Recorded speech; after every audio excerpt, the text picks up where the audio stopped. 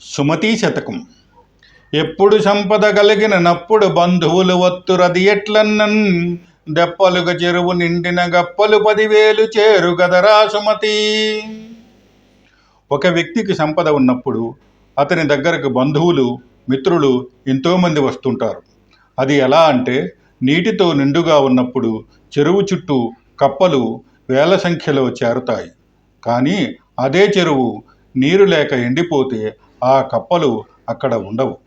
అదేవిధంగా మనిషి దగ్గర సంపద ఉన్నంతకాలం బంధువులు, స్నేహితులు ఎక్కువగా చేరుతారు.